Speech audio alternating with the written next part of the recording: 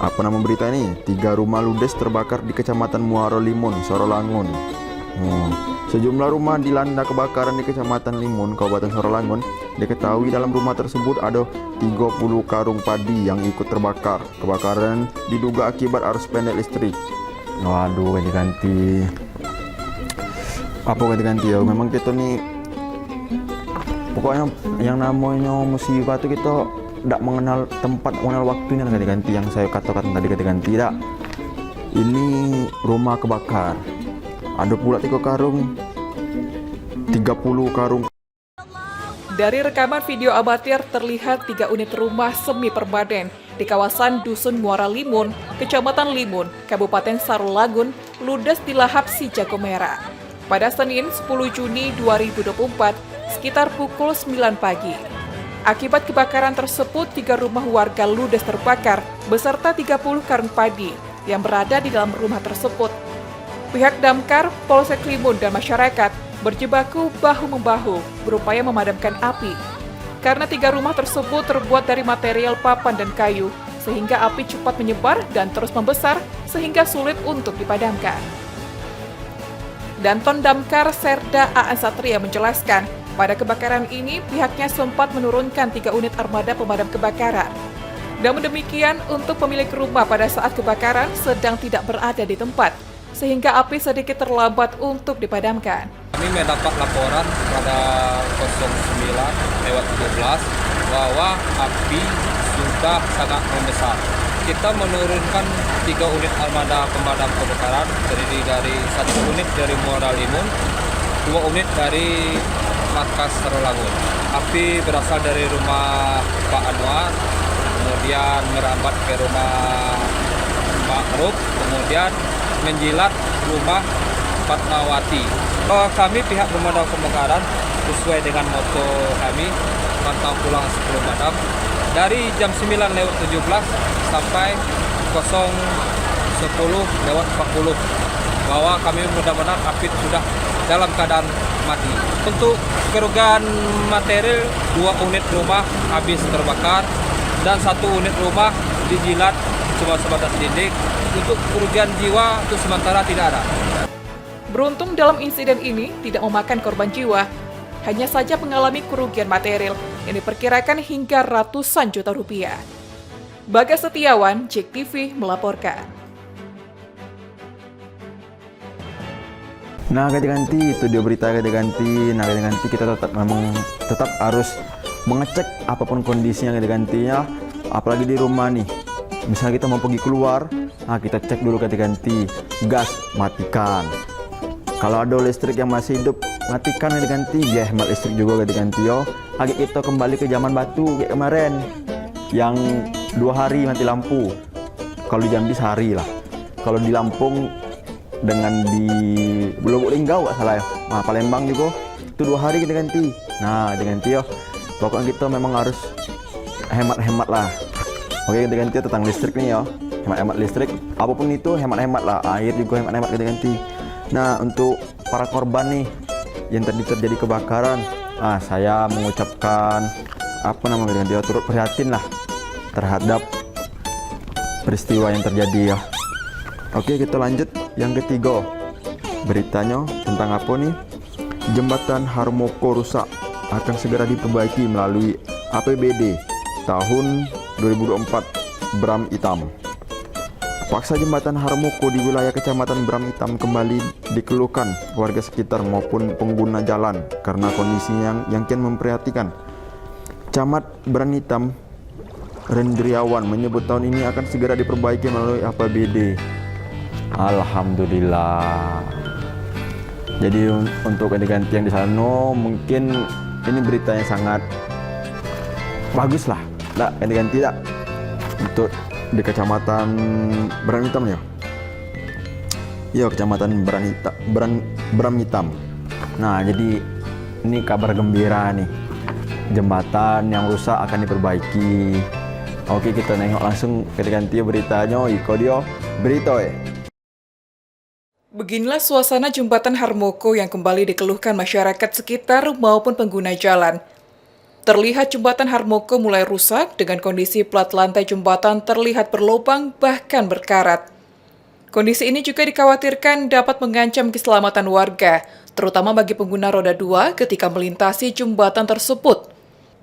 Terkait hal ini, Camat Bram Itam Rendriawan mengatakan, jembatan Harmoko tersebut bakal diperbaiki dan dipastikan pada tahun ini melalui anggaran APBD perubahan tahun 2024. Diketahui, jembatan Harmoko ini merupakan jembatan yang menjadi akses masyarakat di 3 desa, yakni menuju Desa Kemuning, Tanjung Sijulang, dan Desa Pantai Gading. Sebelumnya kami sudah mendapat pengaduan dari masyarakat dan Pak Kepala Desa bahwa kondisi jembatan Harmoko saat ini sudah cukup memprihatinkan. Namun dalam waktu yang sangat singkat, tidak cukup dalam 1 hari, perbaikan sudah dilakukan oleh pemerintah Kabupaten Jambi Barat dan Bapak Bupati berjanji akan memperbaiki jalan tersebut dengan lebih baik lagi dengan membuat jembatan beton. Namun setelah pemerasan jalan Harmoko selesai dilaksanakan, kami mengucapkan terima kasih kepada Bapak Bupati atas nama warga Desa Pantai Gading. Ganti-ganti kembali lagi bersama saya ganti-ganti. Nah, ganti-ganti di segmen kedua nih kita akan membahas tentang peristiwa lagi ganti-ganti. Apa yang saya bilang tadi kita ganti-ganti ya, peristiwa terus. Oke, ganti-ganti kita tengok lagi berita keempatnya nih, petugas Damkartan. Petugas Damkartan Kota Jambi evakuasi cincin yang melekat di tangan seorang warga. Lah, macam mana ceritanya kok? Cincinnya tidak nak lepas, mungkin tak nih? Kita tengok loh. Tim Damkar dan penyelamat Kota Jambi berhasil mengevakuasi seorang warga Kota Jambi yang jarinya hampir putus karena sebuah cincin yang tidak bisa dibuka di jarinya akibat terjepit gerobak truk. Wah, ini kayak mana nih ceritanya ganti-ganti ya? Jarinya ada cincin di jari. Dan tidak, kita tengok dulu yuk. Diilustrasikan dulu ini dia. Cincin di jari. Terus dan nak lepas. Akibatnya terjepit gerobak truk. Tuh kayak mana tuh cerita ganti-ganti? Aku juga tak paham ganti-ganti. Kita tengok dulu berita ganti-ganti. Nah, ikut dia berita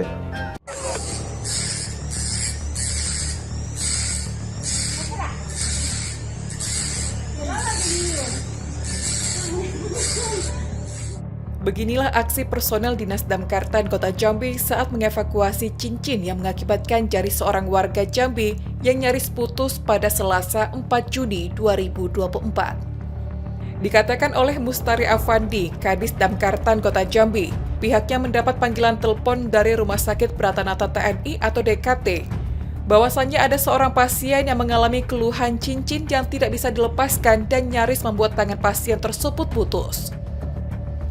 Berdasarkan keterangan korban, insiden ini terjadi karena gerobak truk yang menjepit saat bekerja, sehingga cincin yang ia kenakan semakin mencengkram keras jari manis yang menyebabkan rasa sakit yang luar biasa.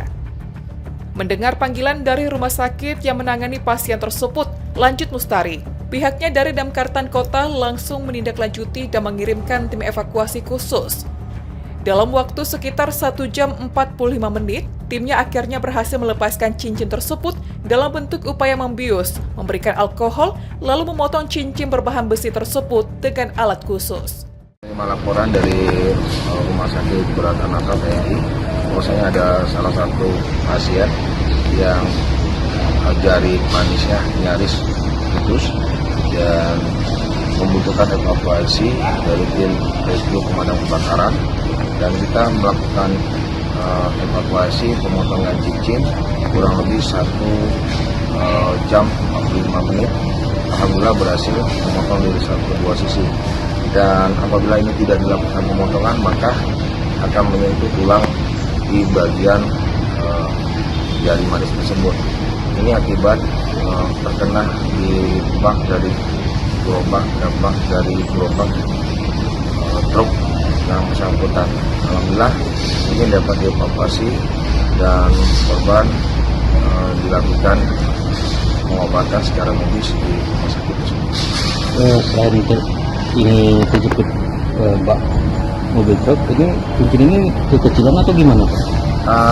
kecil ini cincin titanium yang memang sangat keras dan itu sudah sangat sempit dan tidak dapat dibuka oleh bersangkutan, sehingga begitu terjepit di bak kendaraan tersebut maka dapat menghancurkan dari manis dari si pemilik cincin tersebut.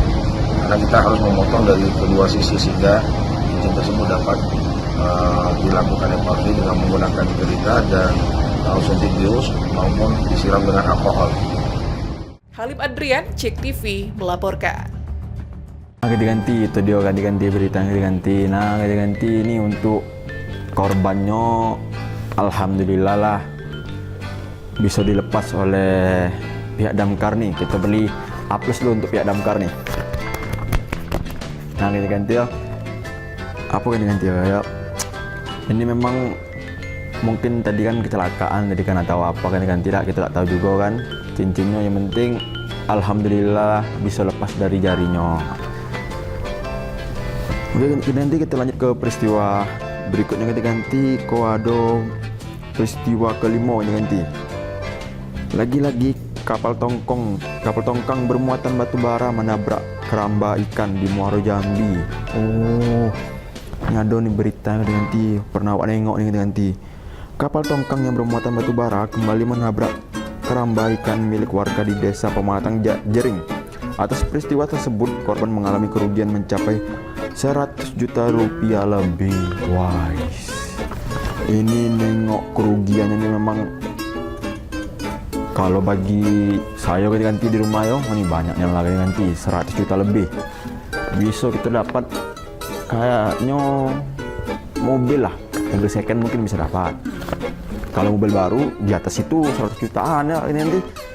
Nah ini nanti kita tengok oleh berita kan nanti ya cak mano yo, atau mungkinkah ada apa ya, bakalkah ada permasalahan yang akan diselesaikan atau kayak mana gitu ganti yo, solusinya lah. Nah solusi gitu ganti yo, kita tengok beritanya gitu ganti kalau dia berita. Beginilah detik-detik sebuah tongkang yang bermuatan batu bara menabrak keramba jaring apung ikan milik warga di Sungai Batanghari, tepatnya di Desa Pematang Jering, Kecamatan Jambi Luar Kota, Kabupaten Muaro Jambi.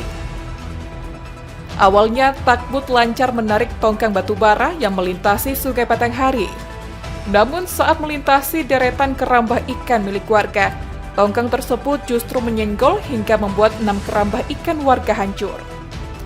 Kades Pematang Jering Rashid mengatakan, atas peristiwa yang terjadi pada Minggu siang, petani mengalami kerugian mencapai 100 juta rupiah lebih karena ada sekitar puluhan ribu ikan nila yang berusia 4 bulan lepas ke Sungai Batanghari karena kerambahnya hancur. Beliau juga nampaknya ada etikat baik. Nah, sebelum ada ganti rugi ini, kami untuk saat ini kami tidak akan berlayar dulu membawa batu bara itu ke hilir. Berarti ini nantinya ini sudah selesai, pembayaran ini sudah selesai, baru nanti kami baru besok kami baru meninggalkan beranjak daripada lokasi yang saat. Hingga tadi siang, kapal tunda atau takbut bersama tongkang yang bermuatan batu bara masih terparkir di lokasi kejadian. Pemerintah desa setempat memastikan sebelum ada mediasi antar kedua pihak, takbut dan tongkang bermuatan batu bara belum bisa dipindahkan dari lokasi. Novia Putri Sanjaya, Cek TV melaporkan. Nah, ganti-ganti itu dia berita ganti-ganti. Nah, ganti-ganti. Ini semoga korban diberikan ganti rugi lah oleh pihak batubara ganti-ganti. Ini memang apa ganti-ganti yo. Kita bukan nak menyalahkan siapapun ganti-ganti tidak. Memang musibah itu terjadi, tak tahu di mana tempat, tak tahu di mana apa-apa. Oleh ganti-ganti. Tapi memang yo ganti-ganti yo. Katanya awak dengar awak baca-baca komen-komenan IG itu tidak. Batu bara ini agak meresahkan warga katanya. Awak juga tak tahu ganti yo. Kita selanjutnya ganti. Bagi selanjutnya nih ada petugas damkar lagi. Oh yes, petugas damkar berhasil menangkap ular sanca panjang 15 meter di Muaro Jambi. Wah, panjang 15 meter. Hati-hati di musim peralihan ini, pasalnya warga Jaluko dihebohkan dengan munculnya ular sanca ukuran besar di permukiman warga. Untungnya ular sanca berukuran besar dengan panjang 15 meter tersebut berhasil ditangkap oleh petugas damkar. Guys, Alhamdulillah ganti-ganti. Nah ganti-ganti, apa ganti-ganti yo? 15 meter tuh kayaknya nggak kecil, panjang nak. Ukurannya kita tak tahu berapa lagi ukuran lebarnya. Nah kita tengok dulu ganti yo. Iko dio ularnya. Salah. Iko dio berito Di musim peralihan ini, warga harus tetap waspada terhadap hewan buas, terutama ular. Pasalnya, warga Mendalo Darat dihebohkan dengan penemuan ular sanca berukuran besar dengan panjang 15 meter yang berada di pagar salah satu ruko milik warga. Sontak hal ini membuat warga ketakutan dengan ukuran ular tersebut. Dari video amatir yang telah direkam oleh warga, tampak beberapa petugas pemadam kebakaran menangkap ular tersebut karena ukuran terlalu besar, butuh waktu lama untuk menangkap ular tersebut. Disampaikan oleh petugas pemadam kebakaran, Hikmah Bobi Akbar mengatakan, kejadian penangkapan ular ini pada Minggu malam, tepatnya di Desa Mendalo Darat, Simpang 4. Sempat mengalami kesulitan dalam menangkap ular tersebut dikarenakan ukuran cukup besar namun berhasil diamankan. Diharapkan kepada masyarakat berhati-hati jika ada kejadian seperti ini dan dapat meminta bantuan petugas damkar. Perkiraan kami dapat laporan sekitar pukul 21.00. Begitu dapat laporan, kami langsung merapat ke lokasi di Simpang Mendalo. Ular yang dievakuasi malam tadi kurang lebih sekitar 5 meter dan berjenis sanca. Dan perlu waktu untuk menjinakkan ular tersebut sekitar 15 menit. Pagi tadi sudah kami lepaskan ke habitatnya, yang mana agar tidak bisa mengganggu ataupun masuk ke pemukiman warga lagi. Novia Putri Sanjaya, Cek TV melaporkan. Kita kembali lagi bersama saya ganti-ganti di segmen ketiga ini. Ganti-ganti kita akan membahas tentang tadi yang saya bilang di pertama kita tadi di opening adalah peristiwa lagi ganti-ganti. Nah, ngapa kita bahas peristiwa? Karena banyak kejadian-kejadian dari minggu lalu tuh peristiwa semua ganti-ganti yang ada di kota Jambi maupun di provinsi Jambi nih. Bukan di kota tapi di provinsi Jambi. Oke ganti-ganti. Kita lanjut lagi berita selanjutnya ganti-ganti. Cek-cek masalah tanah, warga Sabak Timur nekat tombak tetangganya, Tanjung Jabung Timur. Seorang pria di Kabupaten Tanjung Jabung Timur melakukan penusukan terhadap tetangganya sendiri. Peristiwa ini terjadi akibat pelaku emosi usai berselisih soal tapal batas tanah. Cak manu nih. Padahal lo ganti-ganti yo. Apa namanya? Ini kan soal tanah. Pasti ada dong ininya batas-batas tanah kan. Nah, misalnya memang kita ragu atas tanah tersebut, memang kita tuh harus diselesaikan dengan cara kekeluargaan, ngumpul bareng dengan ketua RT, kita cari solusinya nggak diganti tidak. Mau diganti kita tengok dulu beritanya diganti yo. Iko dio berito Digiring tak berdaya, Mapiase, warga Kecamatan Muara Sabak Timur, harus berurusan dengan pihak berwajib. Pria berusia 56 tahun tersebut diamankan unit reskrim Polsek Muara Sabak Timur usai menombak Hamdan, warga Desa Siau Dalam, Kecamatan Muara Sabak Timur, Kabupaten Tanjung Jabung Timur, yang notabene merupakan tetangganya sendiri. Dari keterangan Kapolsek Muara Sabak Timur, Ibtu Chandra Adinata, peristiwa ini terjadi pada tanggal 24 Mei 2024 lalu, sekitar pukul 7.00 waktu Indonesia Barat. Kejadian bermula saat korban mendatangi rumah pelaku untuk menanyakan batas tanah milik pelaku dan korban. Keduanya pun terlibat cekcok dan berselisih paham terkait masalah tapal batas tanah. Melihat kejadian tersebut, istri pelaku histeris dan pingsan. Naik pitam dan tersulut emosi, pelaku pun mengambil tombak yang ada di belakang pintu, lalu langsung menusuk tombak ke tubuh korban. Korban pun langsung berlari kembali ke rumah untuk meminta pertolongan dan dibawa ke puskesmas terdekat. Karena luka yang cukup serius, korban terpaksa dirujuk ke rumah sakit Jambi. Sekira pukul 7, antara korban dan pelaku sebelumnya sudah ada permasalahan sedikit, permasalahan batas-batas tanah. Kemudian korban datang ke rumah pelaku ingin menyelesaikan permasalahan tersebut, namun di sanalah terjadilah percekcokan, perdebatan. Pada saat itu terjadilah perdebatan mulut sehingga istri istri si pelaku pada saat itu pingsan. Nah, kemudian pelaku karena emosi langsung mengambil sebilah tombak yang berada di dekat yang telah berada di rumahnya dan langsung menusukkan tombak tersebut terhadap korban sebanyak 3 kali. Ya, namun pelaku mengalami luka tusukan, ada 4 lubang itu, yang satunya tembus ke atas. Untuk mempertanggungjawabkan perbuatannya, pelaku harus ditahan di Mako-Polsek Muara Sabak Timur. Pelaku dikenakan pasal 351 ayat 2 dengan ancaman hukuman 5 tahun penjara. Rama Admiral, JEK TV melaporkan. Nanti itu udah berita ganti.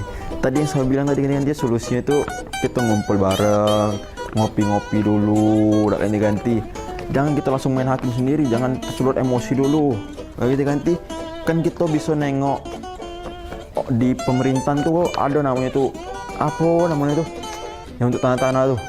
Lupa pula Pak ganti. Pokoknya dia ada untuk mengukur tanah tuh ganti di pemerintahan tuh. Nah, kita bisa pakai nengok tanah kita di sana kan, pastikan tanah kita sertifikat.